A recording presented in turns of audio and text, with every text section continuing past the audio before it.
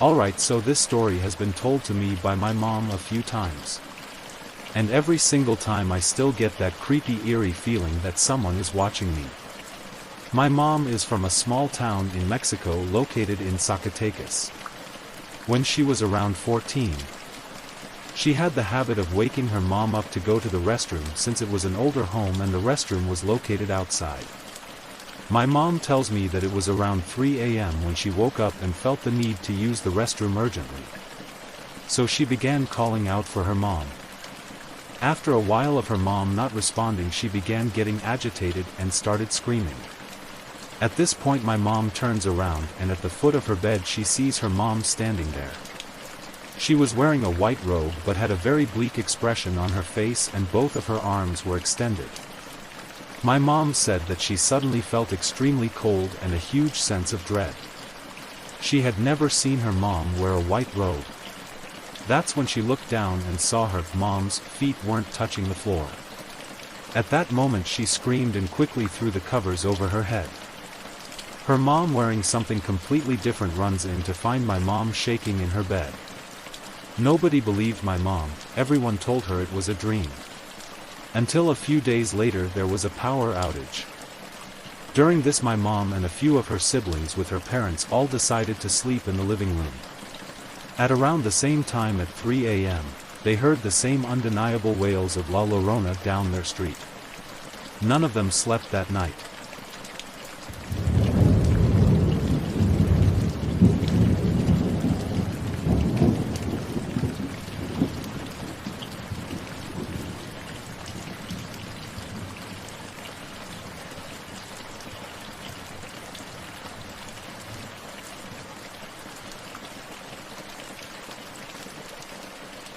When I was 13, I babysat a little girl named Emma, one of the sweetest kids you could think of. I was a regular babysitter for her, so much so that when I couldn't babysit for a few months, she called all her other babysitters by my name.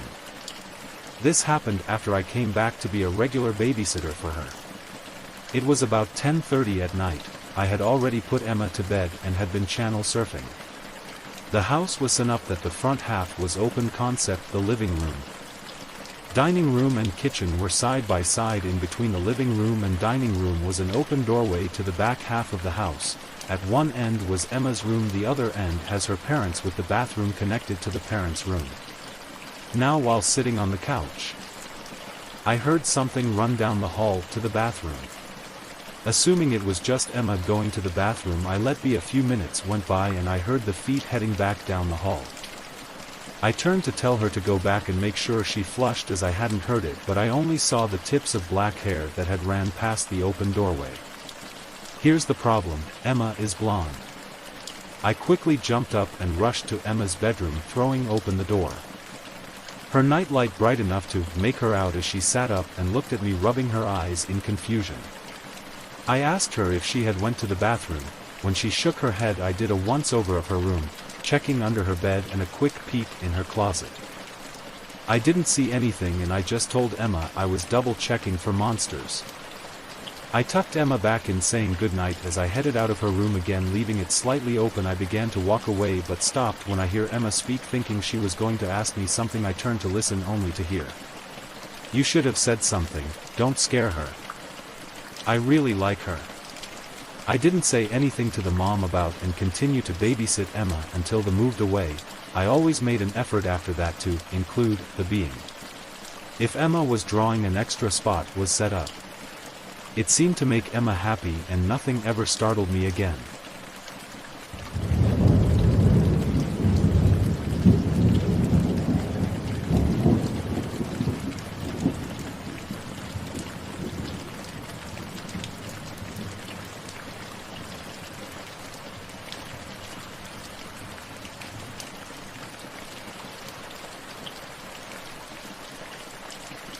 To start out, you need a little backstory to show how I got into this situation. When I got out of high school around 2003, finding a job was difficult, so I took whatever horrible jobs I could to get by. When I found a job cleaning fire and water damage full-time, I was excited to have steady income and start saving. but this quickly turned into a nightmare that I had to endure for almost 2 years. The company I worked for put me on my first job, which was a water damage claim where a basement flooded with sewage. So after a few days of work we finished and it was on to the next job. My boss then called me into his office the next morning and told me about a special crew that he was setting up and asked if I would be the crew leader supervising 3 other guys that were just hired. I found this strange as I had only been working there a total of around 3 days, but figured my work ethic was already paying off and I would get a raise. I only made 10 an hour to start. Not only did I not get the raise, but I got no training in the new position other than a work van with cleaning material, and the phone numbers for the 3 new guys that also were hired in to do fire/water damage cleanup. The boss told me what tools were best to use and what cleaning products to use to sanitize, along with where everything was located in the van, with hazmat suits and respirators, but he was vague about what kind of things I would clean up. He just said the situations were always different and I would get detailed instructions each job. He called my position CSC crew leader. The boss told me that I would never have to see the deceased as the coroner would have the remains gone by the time my crew got there, and to use my logic to determine what needed to be removed from the homes and what could be cleaned. The first job I had in my new position, which the boss told me about when I got to the office, was cleaning up the remains of an elderly man or woman who died in their house and had been laying in chair. When we arrived, the coroner had me come inside to show me a few things that were considered hazardous material and needed to be removed due to the risk of disease. I guess my boss knew a few people from the county coroner's office and much of the work came from their recommendations. Not only was the deceased still in the house, but was fully visible to me and the other guy, and you could smell the rot through the masks as the house had no AC and this was mid-June. The coroner was backed up and waiting on additional people to show up to load the body as it was falling apart. And I call the body it because I honestly couldn't tell if it was male or female and was trying not to look too long as it was disturbing. The other 3 guys I worked with handled it well, but 2 got sick from the smell and has to go outside to puke. We all waited outside after the coroner showed us the chair, the fluids that leaked into the carpet, and the basement where the fluids went through the subfloor and puddled on some boxes in the basement. The coroner's support arrived and took the deceased out, and me and the crew started working. After about 5 minutes weird things started to happen, the first of which was when I began to disassemble the chair. I had removed the back of the chair and was putting it into the special hazmat bags that I was given, and the base started to rock when I was about 10 feet away putting the bag with the back of the chair by the front door. Nobody else was in the same room as the other guys were in the basement dealing with moving boxes. I brushed it off and took apart the base of the chair as much as I could, and when I got it into the bag I got a chill up my back and then began feeling sick. I just figured it was the shock of what I was cleaning hitting me and pushed on, even though the chill was strange as I was very hot in full hazmat in June. Next was removing the carpet and assessing the floor to see if it would be able to be cleaned or if I had to remove a section of the floor. So I called the boss to ask him, and he told me just to pour the special cleaner on the area to soak into the floorboards and it would be fine, so I got it out of the truck where he said it was and brought it inside. When I got inside, all 3 of the guys in the basement were scrambling to get out of the basement, tripping over each other, and all 3 ran outside. When I asked them what was up, all 3 said there was someone in the cluttered basement and they assumed it was a homeless person or junkie. Detroit has many issues with these kinds of things. I listened at one of the open windows to the basement. It's kind of the first thing we did when we started working, open any window possible, prop the doors open, so maybe someone got inside then, or possibly before we got there and was hiding. After listening a few minutes and hearing nothing, me and another of the workers went inside, armed with a mag light and a piece of metal fence post, and searched the basement. Nothing was down there but the footprints of the shoe covers we used, but when we started up the stairs, we heard a horrible hacking cough from somewhere in the basement. When we looked for it, there was nothing, but the corner of the basement had a bunch of dust stirred up like someone was moving things very recently that weirded us both out. We called the guys back in and they got back to the boxes, but all of them kept feeling like they were being touched while throwing away material from the boxes that got fluids on them. I went back to my upstairs job but found that the cleaner I'd put next to the floorboards was gone. And I started getting frustrated as it was the only jug I had of this cleaner, and I clearly remember it being set next to the area before the guys ran up the stairs and my attention was redirected. I began to take out trash figuring I would find it eventually, or the basement guys took it for the floor, and I found it on its side, behind the bag that had the back of the chair. This is impossible, there were like 6 other bags in front of this one near the front door. And this was a gallon bottle of cleaner. Again I got a chill, but this one was brought on by what sounded like a whisper that I could not make out the words to. Cleaned the floorboards and moved out trash, job complete. That night each member of my crew had a dream about an older man telling us that we are not welcome in his home, touching his belongings, and we need to leave. In my dream I was alone in his house. The old man cried and told me I was destroying his things and he couldn't replace anything. He was trying to push me out of his house, but it was like I was ignoring him. Even when he would push me and scream at me, no reaction from me. He then threw my cleaner into the garbage pile I had made by the front door, exactly where I found it. 2 of the 3 guys in the crew told me their dreams about the old man pushing them as they went through boxes of ruined pictures and other old stuff that needed to be thrown out due to the risk of disease from his fluids. They also said it was like they had no control and were on autopilot. They said they were so sad but couldn't do anything. The thing that got me about the dreams of the other 2 guys was they both said the man was getting so upset that he began violently coughing. And that the man kept grabbing their arms when they would touch boxes or throw things into the trash. Neither of the guys were in the house when me and the other guy heard the coughing from the basement. The guy that went into the basement with me said he had a dream, but all he remembered was waking up sad like he did something wrong, and had a horrible coughing fit, which might just be a coincidence, but I connected it in my mind as relating to the other dreams. We all talked about it and came to the conclusion that we were all just having a reaction to a situation, and it was nothing more than our brains coping with what we had to do. I'm very into psychology, so I rationalized it the best I could, and we hoped for better assignments the next day. Next few jobs were not so bad. Cleaning up blood at a home invasion, no casualty, but huge mess. Then there was a few other bloody crime scenes with casualties, but nothing notable happened. About 2 weeks into the job we began to learn the tricks of the trade and were split into 2 different groups that I was responsible to manage as crew leader, so I would have to go to different sites if the other 2 guys had an issue or didn't know what to do. I thought I was getting used to the job as well as the other guys, as we had no other experiences like the first job, but I was wrong.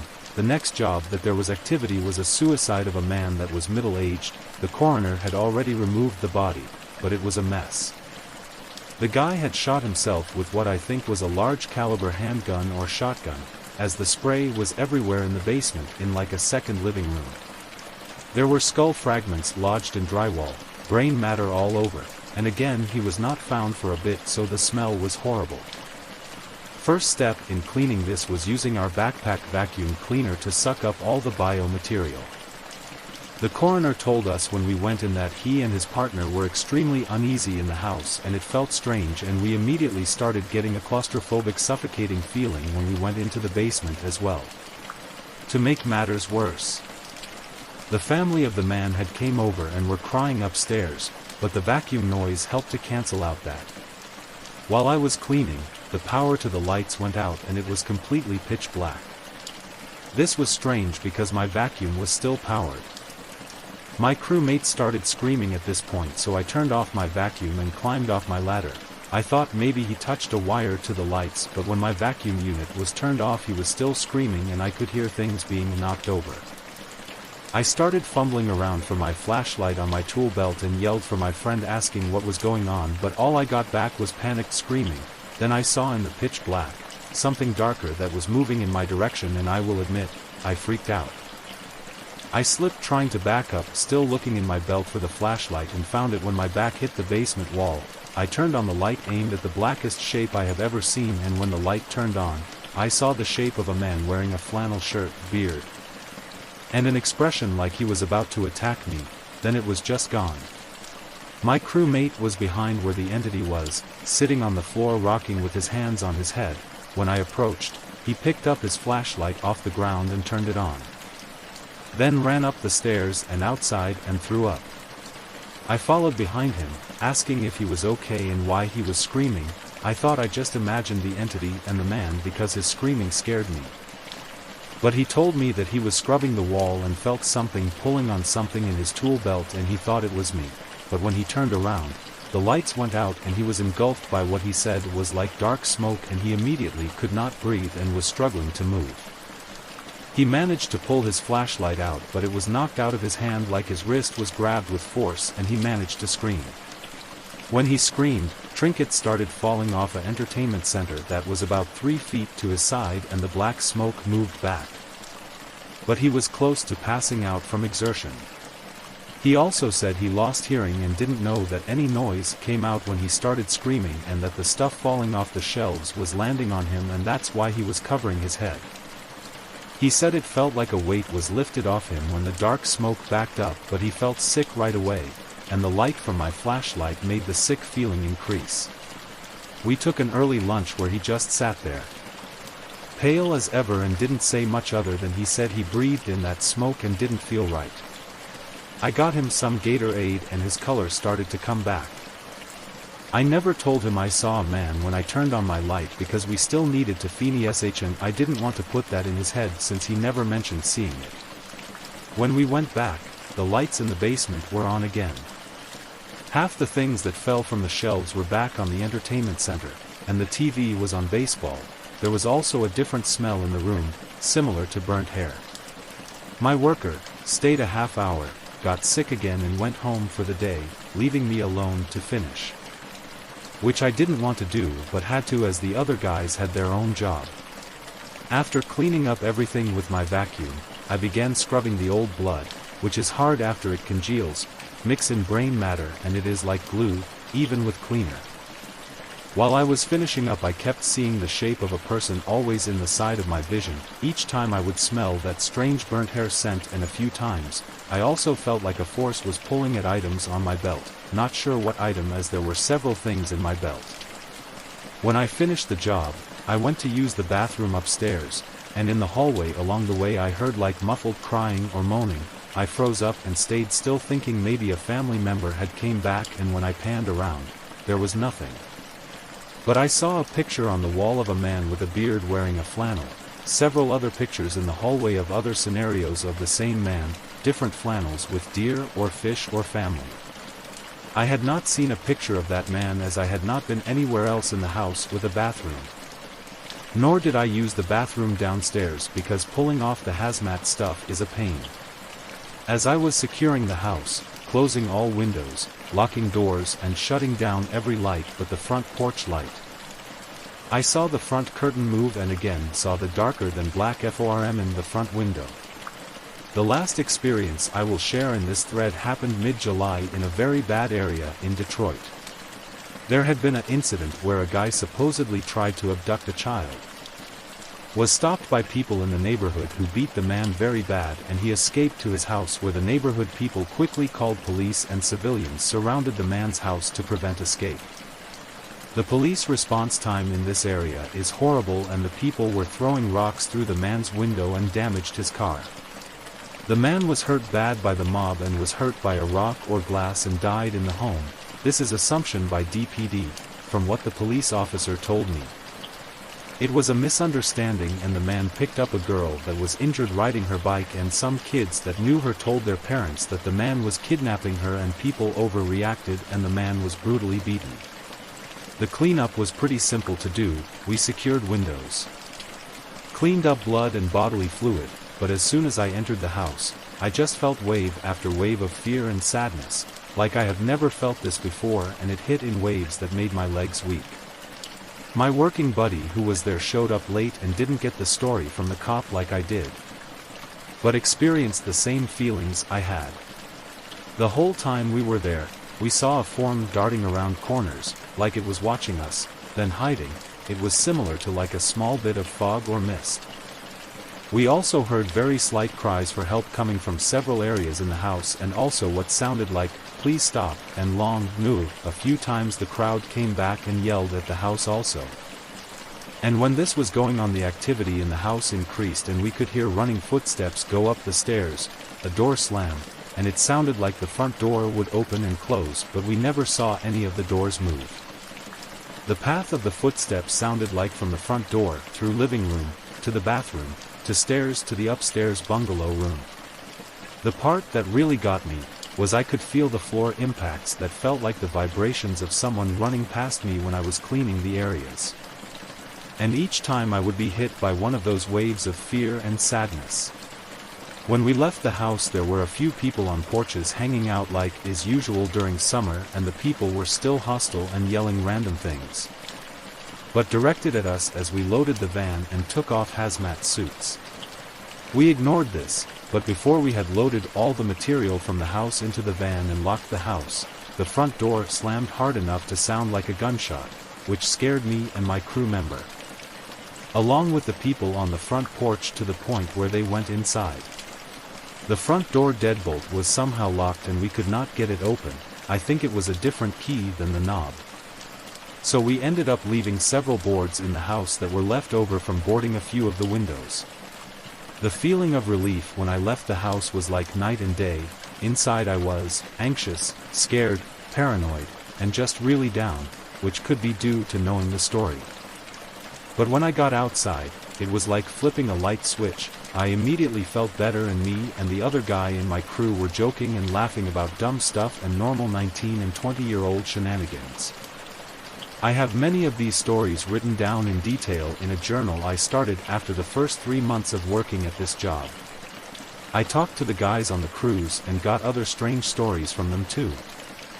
I know that some of this could very well be formed by my subconscious mind to cope with traumatic situations, but some of it has no explanation, and when I hear other members of my crew tell me their stories when they haven't been influenced by mine, that is a horse of a different color. When I have time, I will pull out the journal and give more of my experiences.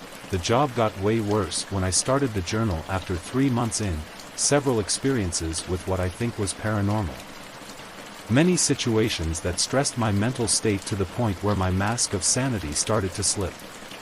In the end, I worked at this place for almost 2 years, and of my crew, all died, 2 from suicides, 1 from drug overdose that could have been intentional, but we will never know.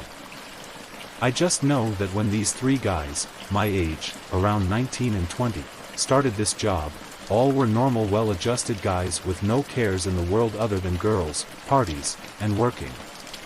I watched each one of them slowly drain their joys and passion for life, and I know this sounds bad, but each one that died was considerate enough to die in a clean way, most likely so another person wouldn't have to see the horrible thing that we all saw so often, ___________. Okay, here it goes. I have a medical background and a certification I rarely use, though I keep going back and paying to renew it. Anyhow, I volunteered almost immediately, thinking I would help those who have lived through Katrina. That was not the case.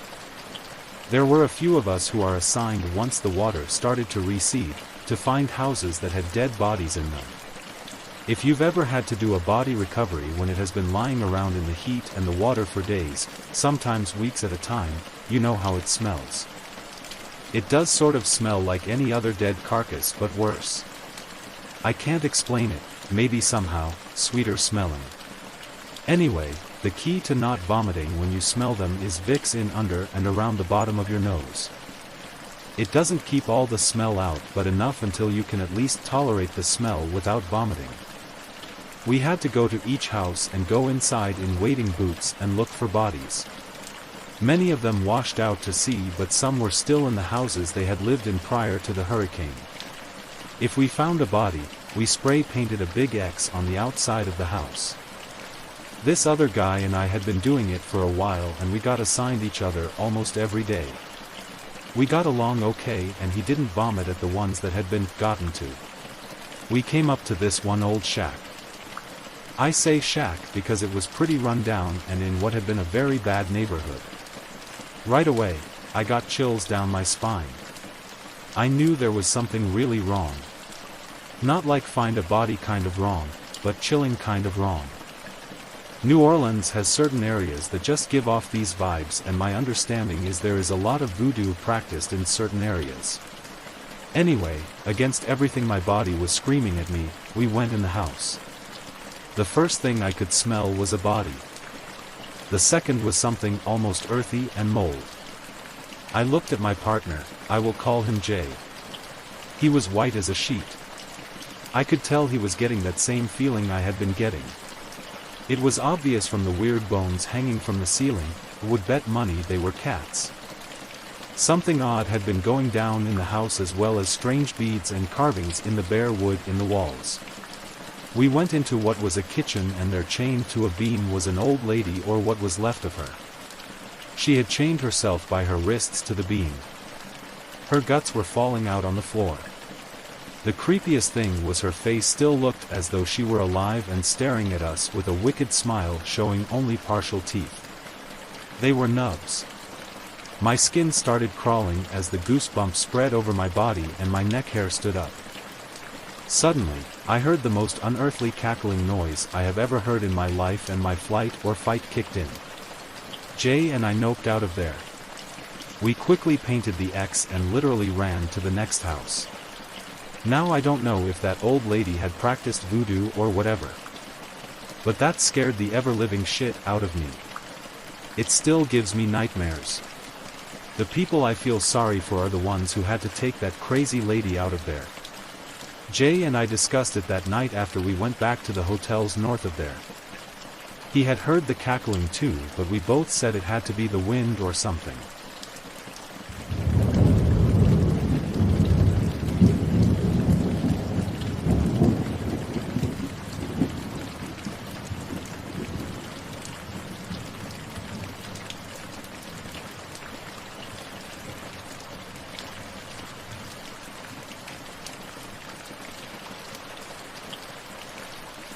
I used to be a tour guide in a popular tourist town in Tennessee. My job at the time was to take people on a circuitous 2-mile walk around the town, telling them the ghost stories of the people who had lived there. During the summer, tours started a little before sundown and would end well after dark. All in all, it would take us roughly 1 to 2 hours to get through a tour, depending on the walking speed of my group. Just to preface this, the vast majority of stories we told were not true. They were either largely exaggerated, entirely fabricated, or simply gruesome stories of local murders with a paranormal twist added at the end, with the ghost of the killer still lurking about. I didn't write the script, don't blame me. In fact, I visited a local museum and sourced authentic ghost stories from a curator in order to add a few of my own to the tour which were actually authentic. That said, there were a handful of times during my stint as a tour guide in which I had experiences that were not so easily explained. In this post, I'm going to detail 3 of the most interesting ones. Story 1. One of the tools we got for our tours were EMF detectors, which I'm sure you're mostly all familiar with. They're intended to scan for electromagnetic frequencies and will detect the relative strength of a signal they pick up. Now, just because one of these things goes off doesn't mean you're seeing a ghost. They also pick up power lines and will go off like crazy near a generator. But if you're in the middle of nowhere and you suddenly get a strong signal, it's worth looking into. Now these detectors we used had about 5 lights on them, changing in hue from green to yellow to red. Red meant no signal, and green indicates a strong signal. The light never goes below red unless you turn the thing off, that's the baseline. At the end of our tour, we would come to an old graveyard, nobody buried there in at least 100 years. After I did my thing with the final story, people would wander around and look at the graves with flashlights and scare themselves shitless. But one night as they were wandering, a man called me over to see one of the graves. I went over and had a look, and saw what the problem was. Whenever he passed his EMF detector over this particular grave, all the lights would turn off. The entire machine would turn itself off when it was over this grave, and turn back on as soon as you moved it away. We tried with a couple other graves, but only this one had the effect. We were curious about the grave, so we tried to read the name of the person, but the headstone was too worn down for us to read it. The first name Thomas was faintly able to be read, but the surname was too hard to read. We had the whole group, 5 people, leaning over it at this point trying to read it, when we all heard the same thing. As one of the group wondered aloud what the man's surname was, a loud voice from behind us shouted, "Whaley." As you may have guessed. There was nobody behind us when we turned around, and we called the tour to a close shortly after that. I never messed with that specific grave again, except to place some flowers on it one time, as was my habit every once in a while, since nobody visited that place anymore. Story 2. At the end of the tour, sometimes I would get tips if people had fun/got spooked. Older boomer and Gen X men really enjoy the charade of the covert handshake tip, where they palm you the money as they shake your hand. I always indulged the bit, because hey, I was getting a tip.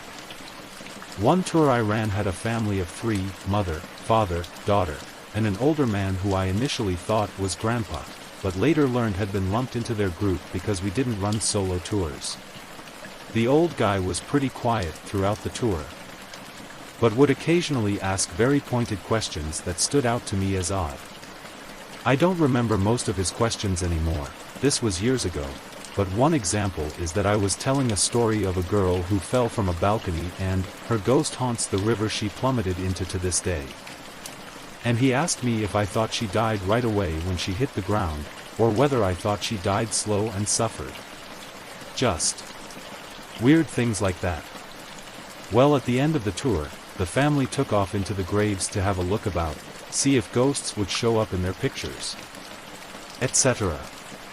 Old man came to give me that typical handshake, and mentally I was thinking that all his weird behavior could be easily forgotten if he tipped well. The handshake was normal except that his hand was ice cold, but old folks have cold hands, so I didn't think about it too much. Except he didn't palm me $1, he palmed me a coin. I thought it was a $50 when I felt it at first, but it was too big. I turned to glance at the guy as he walked past me to leave, and I shit you not, he was just gone. The path leaving the graveyard was downhill and you had visibility from the top for at least 300 feet. There was no way he could have covered that distance in that time, and I didn't even hear running. Just this old, tottering man in front of me 1 second and gone in the blink of an eye when he walked past me. When I got home and looked up the coin, I learned it was a 1 troy ounce silver bullion. Minted to an older year, I don't remember exactly. I can check the year when I get home this evening if anyone cares. Overall, the experience left me a little shocked, and the family agreed he was really odd when I walked them back to their car. Apparently, the guy greeted their daughter by name when they arrived at the meet-up spot a few minutes before me, but they had no idea who he was. Story 3. So 2 weird experiences, but no ghostly apparitions or demonic screams. Unfortunately, most nights on the ghost tour were entirely mundane. However, I have got one more odd story I experienced which really set my belief of ghosts in stone. One of the earlier stops in our tour was an old cabin where the town's progenitor once lived. The cabin has been moved around a couple of times to build parking garages, but has since been placed back on its original spot. We don't actually have a photo of the woman who founded the town, but we have got pictures of her granddaughter, who everyone at the time swore was a dead ringer for her grandmother. Because of this, an old black and white photo of her granddaughter is on the sign outside the cabin. The cabin is kept locked up with a padlock at all times except when the Historical Society opens it up for school groups. The windows are so dirty you can't see inside. And most of the time it's too dark to get a decent look inside anyway.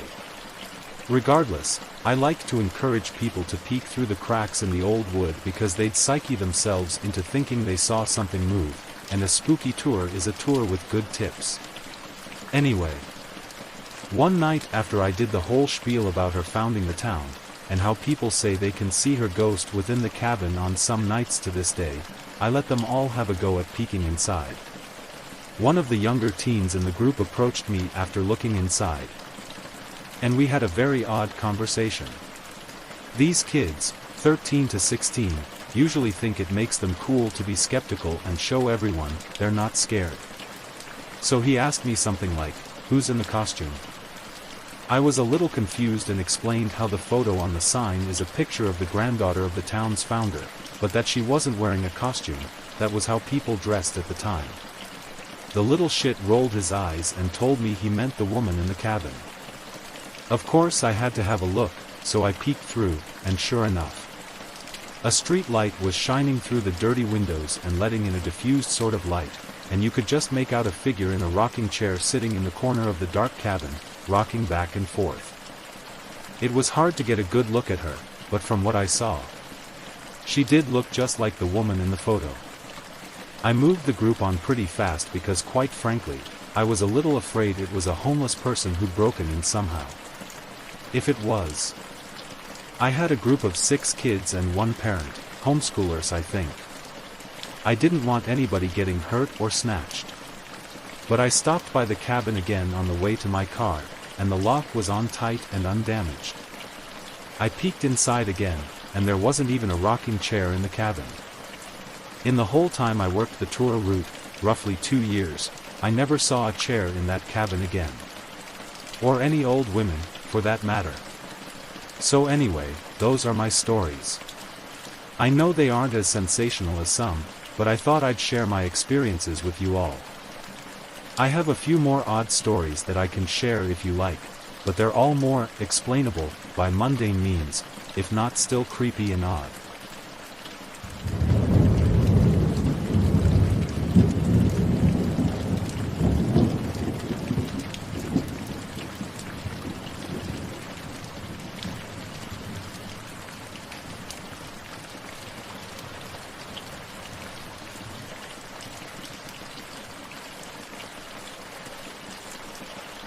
This is a true story and I've been kind of obsessing over WTF happened out there. I'll try to keep it as brief as possible without leaving out key details. My wife's uncle, Jay, bought some land just north of Spokane, Washington with a friend of the family, Kay. They got it at a significant discount because a nearby aluminum smelter had polluted the ground and it was impossible to use the water beneath the ground. They had set up 2 plots and each had a camper to live in. Jay had been progressively getting paranoid and saying people were stalking him and watching him in the trees. About 3 months into living there, a man wandering through the woods there had an interaction with Jay and ended up attacking him and breaking his jaw. Upon being arrested, the man said he was overcome with the desire to see if he could kill him with a single punch. 2 months later, Jay was murdered in his sleep on the couch in his camper. Kay found him and immediately ran as far away until he stopped to call the police. There was sufficient evidence of who did it and they quickly caught the killer, who was a 19-year-old boy who said he simply wanted his bike. He beat him to death with a power tool that was lying on the floor nearby, completely bashed his brains in. Kay was completely terrified at all times to be there alone. He had moved in with a family member until 8 months later he ended up with nowhere else to go and had to return. In constant fear, he finally convinced my pregnant wife and I to come stay with him. The second I turned off the highway onto the property, I was overcome with dread. There were at least 250 crows covering the dirt road up to the property. I didn't sleep whatsoever the first night. I stared into the forest searching for the cause of my intense fear. The energy of this place was so uncomfortable and I assumed it was simply just knowing Uncle Jay was killed here. Even the days were eerie, never did I have a moment where I didn't feel watched here. My wife and I always had the sense of fear, especially after dark. Things sort of normalized for a while until one day Kay began puking and feeling very lightheaded all the time. I took him to the hospital and they said he was fine, probably a flu. At this point it was the anniversary of Jay's murder. 3 days after the date of Jay's death, Kay comes running out of his camper screaming, "I can't breathe," waking my wife and I up and we run out to see what's wrong. Kay had gotten into his car and floored it, crashing into a nearby tree. I run up and peer through the window to see the most intense and most primal fear I've ever seen in someone's eyes. He was gasping and clutching his chest. Moments later he breathed out one last time and he was dead. We gave him CPR for 30 minutes until EMS arrived. On July 10th. 1 year and 3 days after moving there with Jay, and they were both dead. Now it's only me and the wife alone on the property. Every moment living in fear and not understanding what had happened here. Why we didn't leave right away. One day I come out to get fresh water from a drum we kept for water to smell the worst smell I'd ever smelled. The water container had a 1-inch opening on top, and inside the water was bits and pieces of chipmunks. Like spines and heads. They didn't fall in. Something ripped them apart before putting them inside. The nights were getting worse and worse. I never saw anything, just always filled with unease and intense fear. I grew up deep in the mountains of North Idaho, with the nearest town being 30 miles away. Fear in the woods even at night is new for me. Hearing crashing and footsteps every night. One night my wife and I returned home to having the worst feeling I've ever felt. Everything looked different, although everything was right where we left it, nothing seemed in place. Looking around I suddenly see this orange long-haired manged cat sitting on a stump. This cat's eyes were so intense. Fiery, almost glowing but not quite. We start hearing branches snapping, pine needles crunching, seemingly from every direction. I'm still staring at this cat, almost frozen in fear. Suddenly a voice breaks out, echoing throughout the forest. Hello? Is anyone out here? A little girl, I thought, but something was off. My wife yells back. Hello? Are you okay? Anybody? The voice had changed. Help. Help me. We yell back several times without response. Somebody foo #King help me. The most intense shrieking, evil-sounding voice of a woman. I'm filled with more intense fear than I can ever describe, but my wife, she is overcome with the need to find this person. And she started to head off into the forest without a word. I grabbed her by the arm and tell her something isn't right. Why won't she respond to us? She tries to break free from me to go off alone. I tell her to get into the truck and I'll grab the spotlights, we aren't going on foot. We roll the windows down and shine my intensely bright LED lights throughout the forest. We slowly creep down the road yelling back. As we get further down the road the voice strikes out, please. Won't anyone foo #King help? Sounds are difficult to pin down in the woods, but this one was very close. I hit the brakes and stop immediately. We shine the lights and yell back, searching. No sign of anyone, when suddenly the voice explodes into the cabin of the vehicle as if they were standing right outside my window. Help, Emmy, somebody foo King help, leaving my ears hurting and ringing. I hit the gas and didn't look back. Called the police when I hit the highway, and afterwards they said there was no one around. I picked up our stuff the next day and my wife gave birth the following day. We never stayed there again after the baby was born.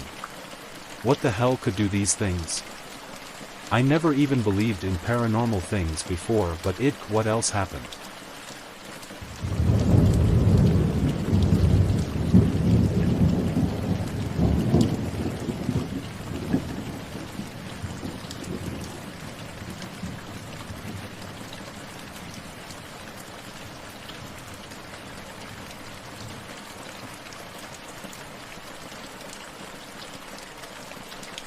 So one night my wife, son, and I went to stay over at my wife's parents' house. It had gotten dark and my son, about 2 at the time, got sleepy, so I decided to put him to bed. Let me try to explain the room to you, relevant for later. The door opens on the right side of the room. Immediately to your left is the light switch and the queen-size bed is just beside that. It's a small room, just big enough for the bed and enough room to walk around the bed. The wall in front of the bed has a window. To the left of the bed is a closet with those weird accordion doors. I'm laying in bed with the lights out with my son, who is laying his head on my arm. He finally falls asleep, and I just lie there for a few minutes to make sure he is completely out. Then out of nowhere I get this horrible feeling, goosebumps, hair standing up on my neck and arms. It was such an evil feeling. Have you ever got goosebumps up your scalp where it feels like your scalp is shrinking?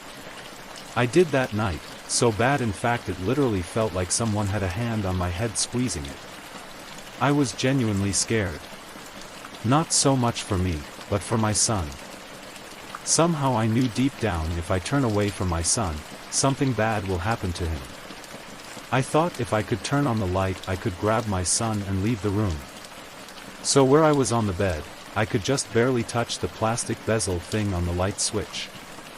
I was afraid to move because I knew if I did whatever this thing is, it will get my son. His head was on my arm this whole time. So I finally chanced it. I jerked my arm out from my son and turned on the light. It honestly took a split second. When I turned back to grab him, he was at the bottom of the mattress, like something had pulled him from the top to the bottom in a split freaking second. And I know he didn't crawl down there because he was still fast asleep. So I grabbed him up and we left the room and slept in the front room that night. Something evil wanted my child. That is truly terrifying.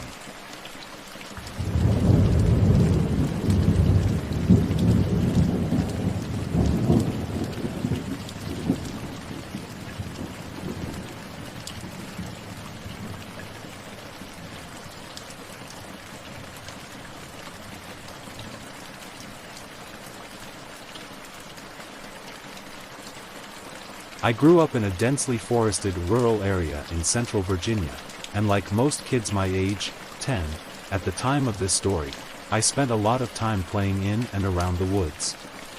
My best friend and I had found a creek one day while exploring different deer trails through the woods. This creek we happened on was a very rare find and the perfect spot for us to play. It was wide and deep enough to swim around in and had nice, soft mossy banks on either side to rest on after we had tired ourselves out. The water was cool and clear, no copperheads. And no mosquitoes because the water was constantly running. We were psyched. After a few hours of swimming we had to walk back home for lunch, but made plans to pack lunch the next day so we could have a picnic on the creek banks and spend the whole day there. The next morning we set out for the woods at around 1 p.m., planning to have the picnic first and swim after. We entered at the same spot we had the previous day and followed what we thought was the same deer trail. It was not. At the point where we should have found the creek. We walked into a small clearing that was covered in huge, thick ferns. We had definitely never walked past this before. So, being both hungry and tired of walking, we decided to eat in the clearing. We laughed and played around there for a while, spitting watermelon seeds at each other from our lunch. It was an absolute blast and we were both in wonderful, giddy moods. That all changed, however, as soon as we packed up and set back out to find the creek. As we walked on, the woods started to feel darker and colder. We got skittish and I noticed my friend kept whipping her head around to look behind us. After about a half hour of walking we came up on what looked like an entire overgrown bathroom. Sink, toilet, and bathtub all sitting arranged together and covered in ivy. It's pretty common to find weird shit like this in the middle of the woods, so we just walked on and made jokes to lighten the mood, calling it Bigfoot's bathroom. After another hour of walking and not seeing anything we recognized, we started to panic. Instead of trying to reach the creek we were now just trying to find our way back home or out of the woods, at least. I told her we should follow the sun and eventually we would come up on a road or someone's property where we could find help. She insisted on another way and we began yelling at each other out of fear and, let's be honest, little girl bossiness. I told her if she thought she was so right she should just go her way and we would see who got out first, so we split up. Now as an adult I fully acknowledge I was being a stubborn brat, and also, an idiot. Worst possible thing we could have done. Not 10 minutes after splitting up, I began to hear someone walking maybe 100 foot behind me. Thinking it was my friend deciding to go my way after all. I slow down so she can catch up to me. Instead, whatever it was matched my pace. I slow down, it slows down. I stop, it stops. This went on for hours. The whole time I was going back and forth on whether or not it was in my head or there was really something following me. I picked up a big stick, swung it a few times to make sure it was sturdy if I had to hit someone, and trucked on. As it began to get dark, I came up on something that made my heart sink into my stomach. It was Bigfoot's bathroom. I had just walked in a huge circle, for hours. Despite being 100% sure I was following the setting sun west the entire time. Confused and frustrated, I sat down on a log and just screamed my little heart out while smacking my whoop-ass stick repeatedly into the ground. As I tried to collect myself, I heard the footsteps again walking up on me from behind. I called out my friend's name as loud as I could. No answer. Then, after a short pause, the steps began to run towards me. I jumped up and booked it fast as I could in the opposite direction. Now, this is the truly horrifying part which I typically omit while telling people this story. As I was sprinting through the darkening woods, I began to hear what I thought were church bells. I looked up to see the darkest, deepest cloud I have even seen in my life. In the middle it was so black it was like looking into the night sky, and the dark gray around it seemed to be swirling.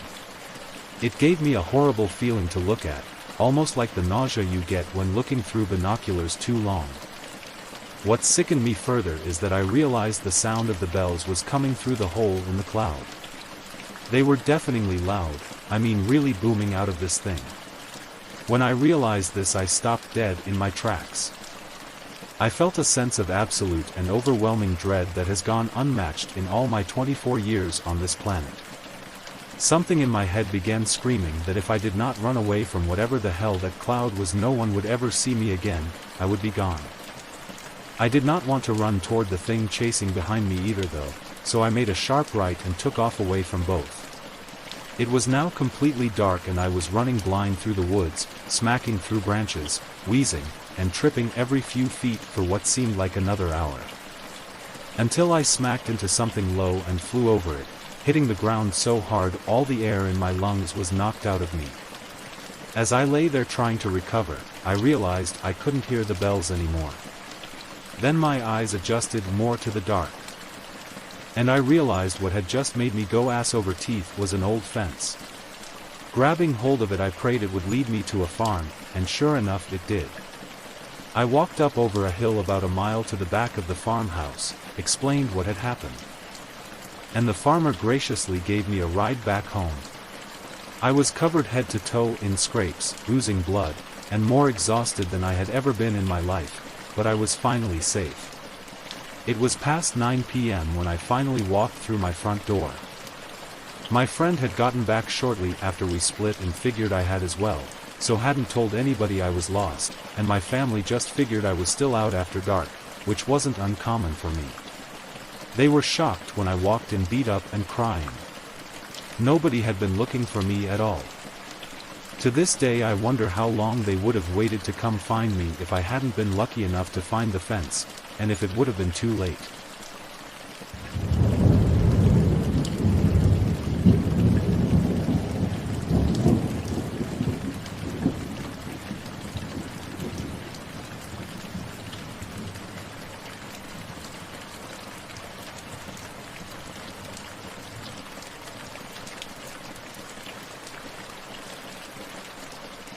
My 3-year-old son was sleeping next to me in my bed last night. Let me ask you something, does anybody else, when really tired and just as you start to try and go to sleep, get a random word or phrase thrown into your head automatically by a random voice that's louder than your usual thoughts? This usually seems to happen to me as I start to try and sleep. The words or quick phrases never really make sense, and I don't ever feel a presence near me or anything. It's literally just someone else's voice yelling into my mind really quick. Just seems like some weird glitch while my mind is starting to go into sleep mode or something. Doesn't feel paranormal at all. Well, last night the phrase was by a woman's voice saying, "Enjoy happiness," and right after it was said in my head. My son, sleep talking, said, "I enjoy." Like as if he was agreeing with the statement. It's just too bizarre to be a coincidence. It's like we had the same thought at the same exact time. I swear there's so much more to this life than we know.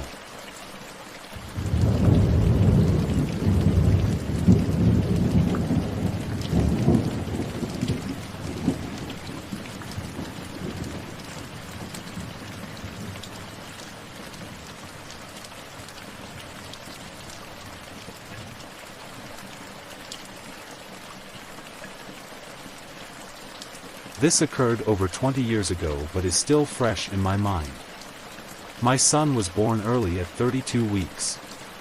We were lucky and he had few issues and we were able to bring him home a month after he was born. He came home on oxygen and caffeine due to bradycardia. Once we were home, strange things began to happen.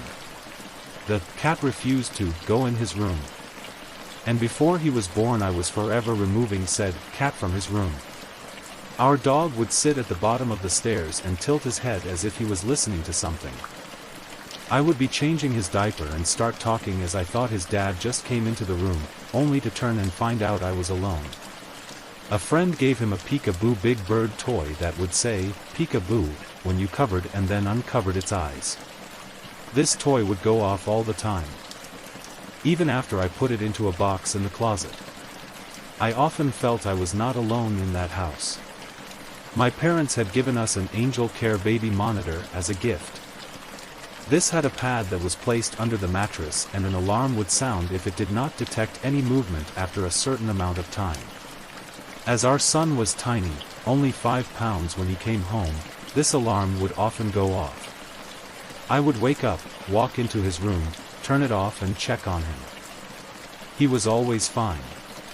And I never felt that it was anything but the fact he was so tiny that the pad didn't pick up his breathing.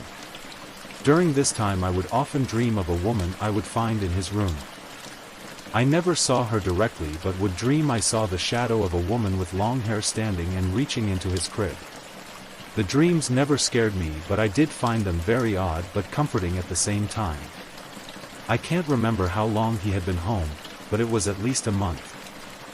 He was still on oxygen and still on caffeine. Our bed was to the left of our bedroom door and I slept on the right-hand side next to the door and my husband slept on the left-hand side. I was asleep and was woken up by being shaken roughly on the door side of the bed. I woke up and looked over at my husband and said, "Why are you shaking me?" only to realize he was completely asleep and on the wrong side to have shaken me. I immediately jumped up and ran to my son's room. I flipped the light on, something I had never done to this point, and heard a gasp from the crib. Often when babies spontaneously stop breathing, you just need to startle them to begin again. I truly believed that he had stopped breathing and my turning on the light startled him into breathing again. After this episode, the dreams and strange occurrences with the pets and toy continued. Until my son came off the oxygen and caffeine. Once that happened the odd occurrences stopped. The pet stopped acting weird and the Big Bird toy never went off on its own again. I believe that someone came home with him to keep him safe. The feeling I got from my dreams was it was a young woman maybe early to mid-20s and indigenous. I'm Canadian. I will always be grateful for them watching over him and shaking me awake that night so I could startle my son into breathing again.